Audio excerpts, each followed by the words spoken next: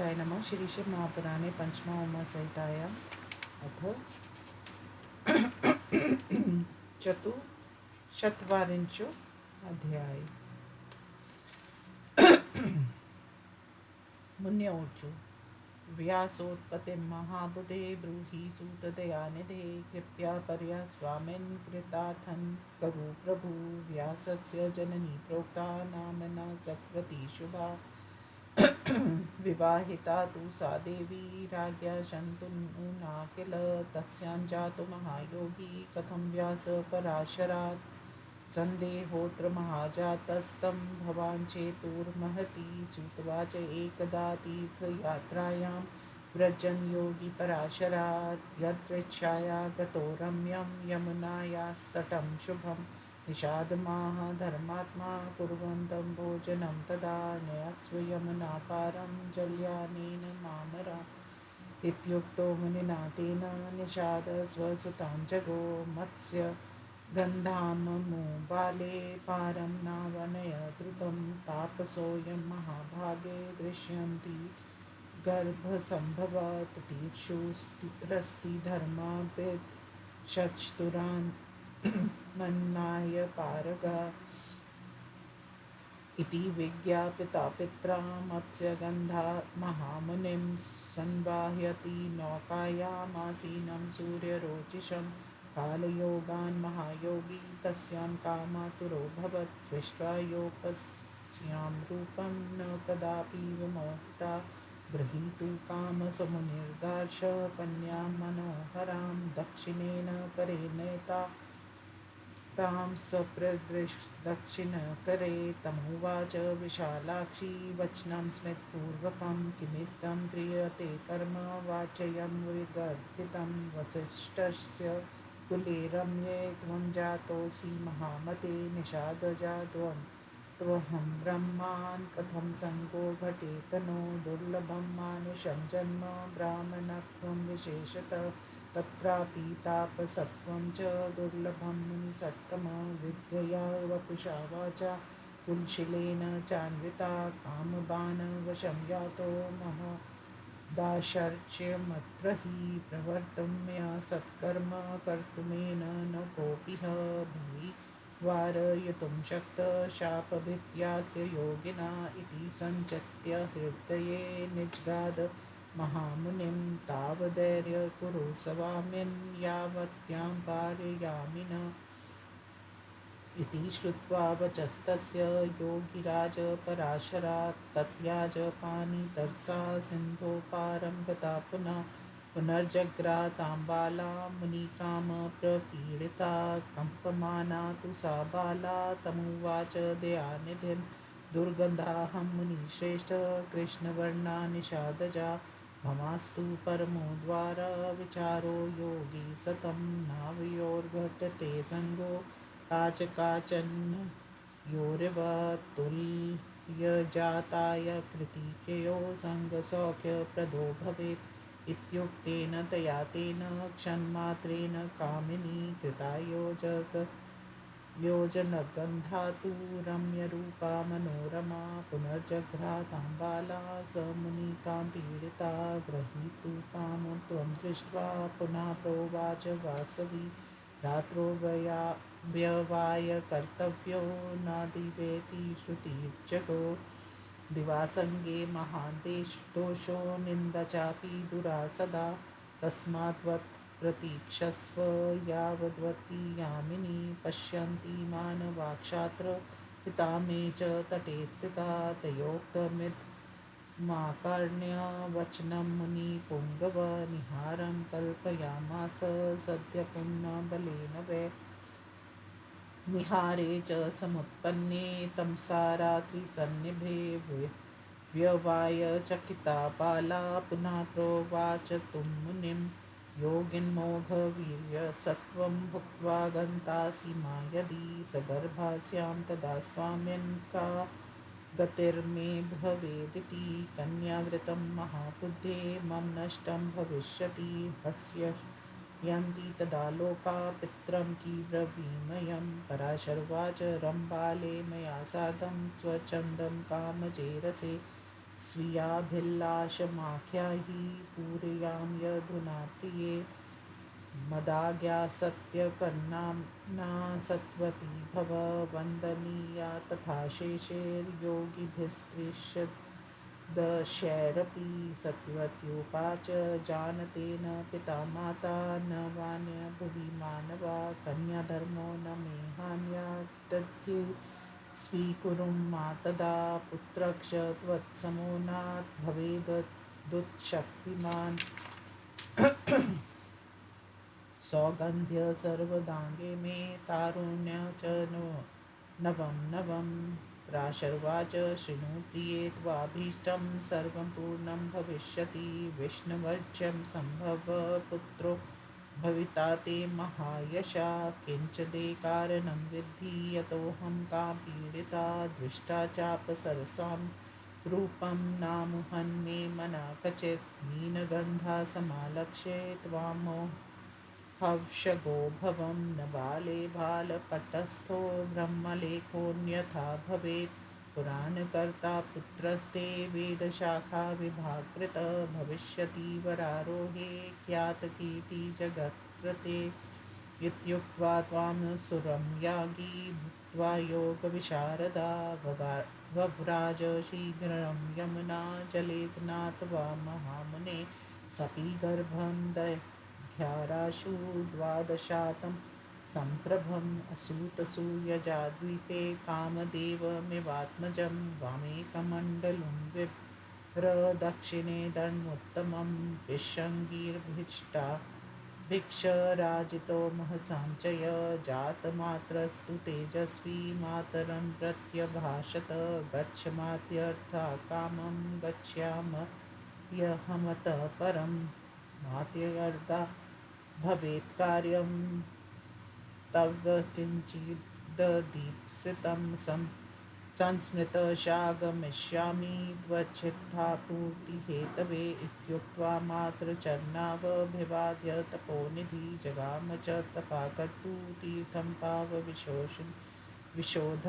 सापि पित्रन्तिकं याता पुत्रस्नेहाकुला सती समर्रन्ति चरितं सुनोर्वर्णयन्ति स्वभाग्यकं दीप्यजातो यतो बालस्तेन्द्यप्ययान् भवद्वेदशाखा विभजना द्वया प्रकीर्तिता तीर्थराजं प्रथमतो धर्मकामार्थमोक्षदं नैमिषं च कुरुक्षेत्रं गङ्गाद्वारं वन्तिकाम् अयोध्यां मथुरां चैव द्वारकाममरावतीं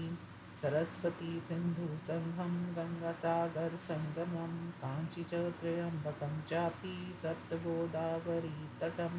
कालजरं प्रभासं च तथा बद्रिकाक्षमं महालयं तथोत्कारक्षेत्रं वै पुरुषोत्तम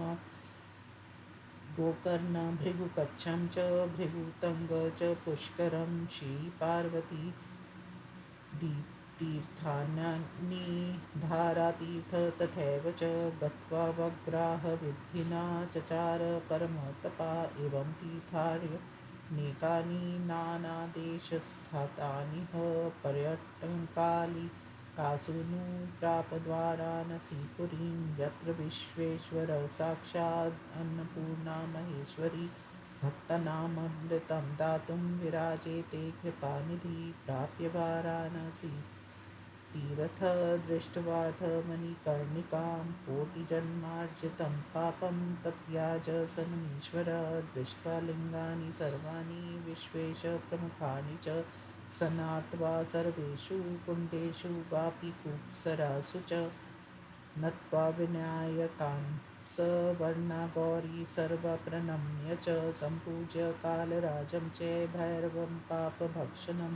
दण्डनायकमुख्याक्षं गणास्तुत्वा प्रयत्नत आदिकेशवमुख्याक्षं केशवान् परितोष च लुलाकर्म मुख्यसूर्याक्ष प्रणम्य च पुनः पुनः कृत्वा पिण्डप्रदानानि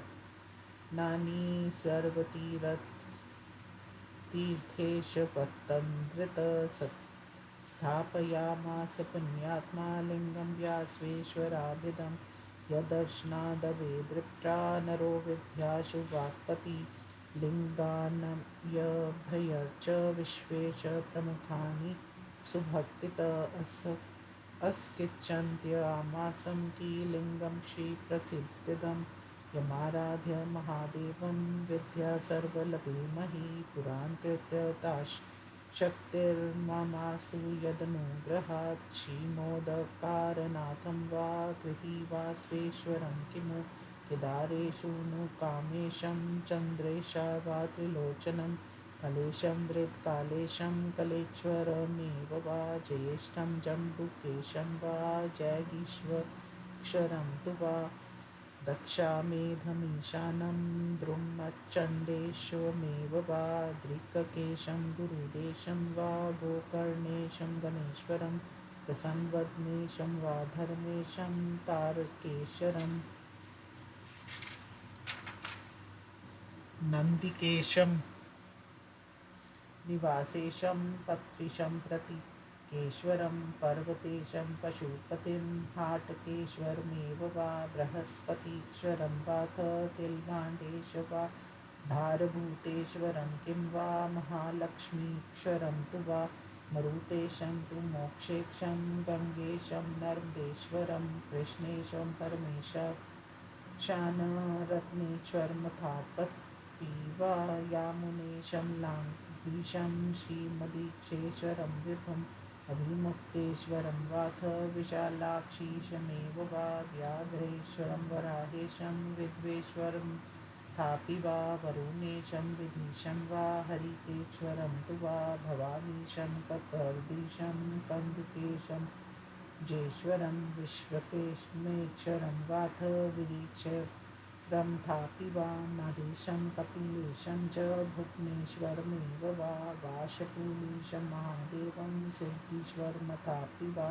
विश्वेदेवशरं वीरभद्रेशं भैरवेश्वरम् अमृतेशं सतीशं वा पार्वतीश्वरमेव वा सिद्धेश्वरं मत्स्येन्द्र भूतीश्वरं थापि वा षाडीश प्रकाशेशं कोटिरुद्रेश्वरं तथा मदालस्वेक्षरं चैव तिल्पन्नेक्षरं किमु किं बाहिर्नभेक्षं कीवाक्षीमध्यमेश्वरम् इत्यादि कोऽपि लिङ्गानां मध्येऽहं किमुपाक्षये इति चिन्तातुरो व्यास शिवभक्तिरात्मवान् क्षणविचारयामास ध्यानसुस्थिरचेतसा आज्ञातं विस्मृतं तावन्निष्पन्नो मे मनोरथा हृदे सम्पूजितं लिङ्गं धर्मकर्मार्थमोक्षदं दर्शनात् स्पर्शनादस्य चेतोनिर्मलतामयात् उद्घाटितं सदैवास्ति द्वारं स्वगरस्त्र यत्र हि अभिमुक्ते महाक्षेत्रे सत्क्षेत्रे हि तत्परं यत्रास्ते परं लिङ्गं मग्नेश्वर संज्ञकं न मग्नेश्वरादन्यालिङ्गं काशयां हि विद्यते यद्दर्शनार्थमायान्ति देवा पर्वणि अतः सेव्यो महादेवो मध्यमेश्वर संज्ञका अस्याराधनोक्तो विप्रा बहवः सिद्धिमागता यः प्रधानतया काश्या मध्ये तिष्ठति शङ्करः स्वपुरीजं सौख्यार्थमतोऽसौ मध्यमेश्वर तुम्बूरो नाम गन्धर्वो देव ऋषिनरादस्तथा अमुमाराध्य सम्पन्नो गानविद्याविशारदो अमुमेव समाराध्य विष्णुर्मोक्षप्रदोऽभवत् ब्रह्म विष्णुक्षरुद्रक्ष सृष्टिपालकहारका धनाधीश कुबेरोऽपि वामदेवो हि शैवराट् खट्वाङ्गो नाम भूपालोऽन्पत्योपत्यवान् भूत अप्सराश्रन्दभामाख्या नृत्यन्ति निजभावता सदेहा कोकिलालापा लिङ्गमध्ये ल्यम्बता श्रीकरो गोपिकासूनु सेविता मध्यमेश्वरं गानपत्यं समालेभे शिवस्य करुणात्मना भार्गवोगीशपति क्षोभो देवो दैत्यसुरार्चितो विद्यापारङ्गतो जातो प्रसादं मध्यमेशितो अहं यत्र सम्पूज्य मध्यमेश्वर मीश्वरं पुराणकृतात् शक्तिं प्राप्स्यामि तरसा ध्रुवम् इति कृत्वा मतिं धीरो व्याससत्यवतीसुता भागीरथ्यम्बसी स्नात्वा जग्राह नियम्रति क्वचित् पर्णाशनो भूत्वा फलशाकाशं क्वचित् वातभोजलभुक्त्वापि क्वचिन्नशनव्रती इत्यादि नियम्य योगी त्रिकालं मदमेश्वरं पूजयामास धर्मात्मा नानावृक्षोदवे फले इत्थं बहुतिथे काले व्यतीते कालिकासुता स्नात्वा त्रिपथगातो ये यातायाति सप्रगे मध्वमेश्वरमीशानं भक्ताभीष्टवरप्रदं तावददृशपुण्यात्मा मध्यलिङ्गमहेश्वरम् उमाभूषितवामाङ्गं व्याघ्रचर्मोत्तरीयकं जटाजूटचलगङ्गातर्गैशारुविग्रहं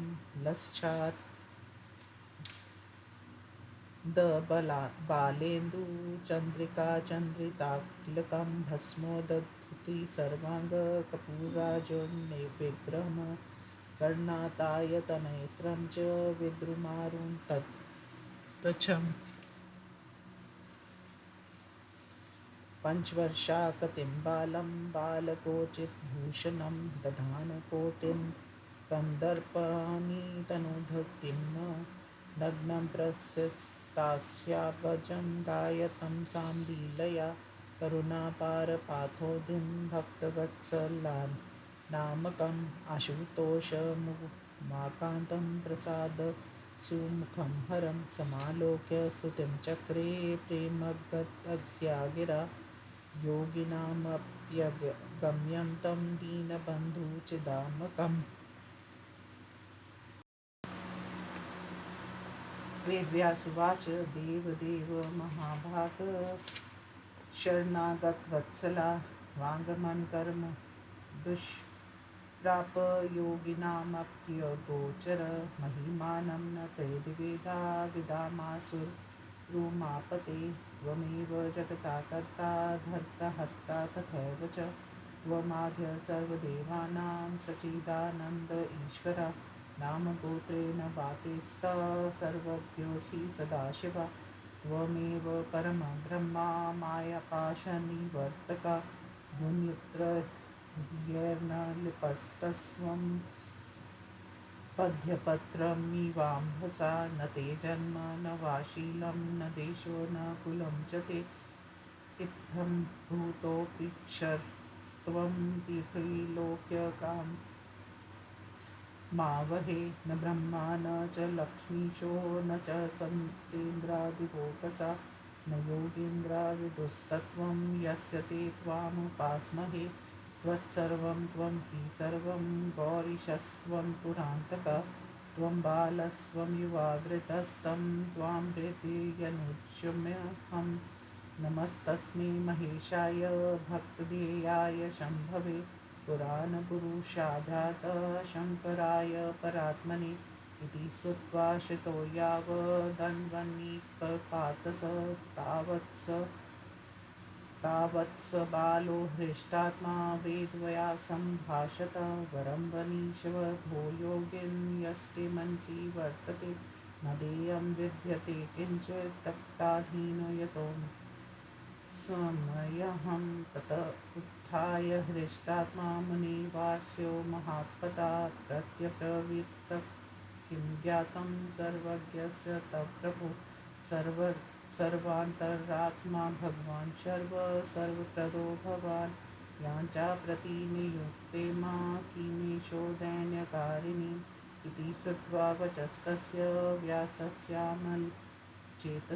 शुचि स्मृत्वा महादेवो बालरूपधरो ब्रवीत् बालवाच त्वया ब्रह्माविदां श्रेष्ठ योऽभिलाषं कृतो हृदि अचिरेणैव कालेन स भविष्यत्य कंठे स्थित्वा त्वब्रह्मानन्तर्याममहेश्वर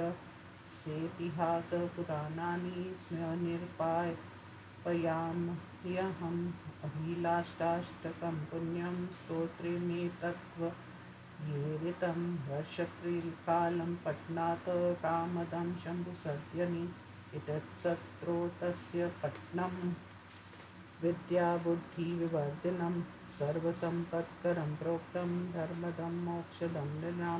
भ्रातुरार्थाय सुस्नाति लिङ्गं भर्चे शाङ्करं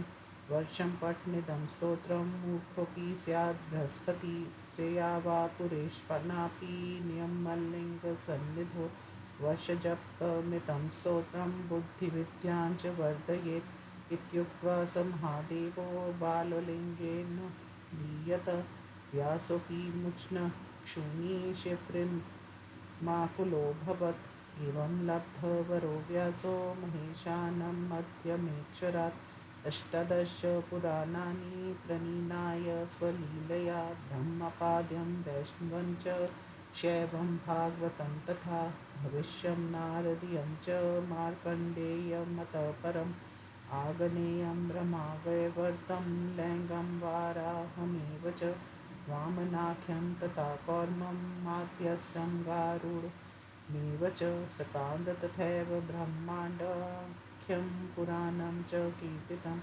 यशस्यं पुण्यदं नृणा श्रोतनाशाङ्करं यश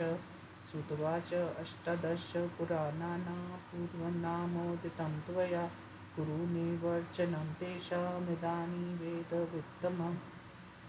व्यासुवाच अयमेव कृतं रक्षस्तण्डिनां रामयोनिना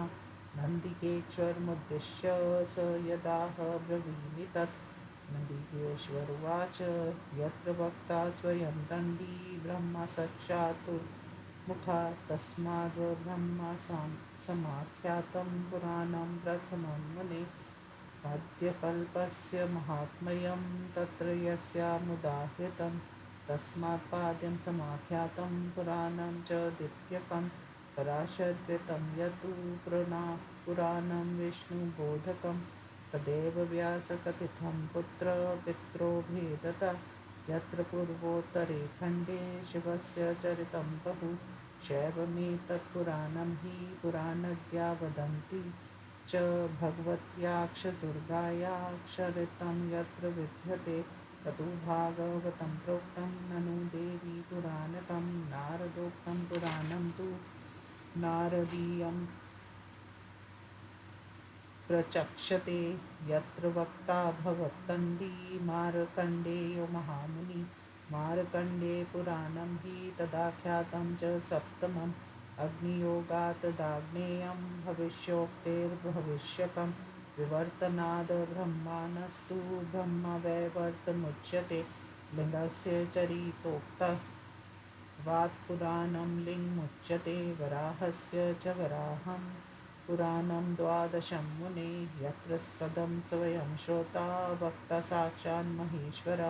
ततु सुकान्दसमाख्यातं वामनस्य तु वामनं कूर्मस्य चरितं मात्यस्यं मत्यस्येन कीर्तितं गुरुडस्तु स्वयं वक्ता यद्दारुसंज्ञकं ब्रह्माण्डचरितोक्तवादब्रह्माण्डपरिकीर्तितं श्रुत्वाच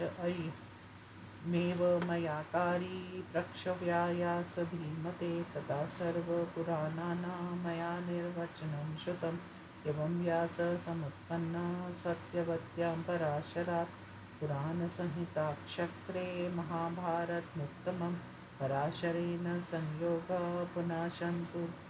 शन्तनुना यथा सत्यवत्या इह ब्रह्मान् संशयितुर्महसि सकारणेयमुत्पत्ति कथिताक्षर्यकारिणि महतां चरिते चैव गुणाब्रह्मा विचक्षणे इदं रहस्यं परं य शृणोति पठ्यत्यपि स सर्वपापनिर्मुक्त ऋषिलोके महीयते इति श्रीमहापुराणे पञ्चमसंहितायां व्यासोत्पत्तिवर्णनं नाम चतुश्चत्वारिंशोऽध्यायः।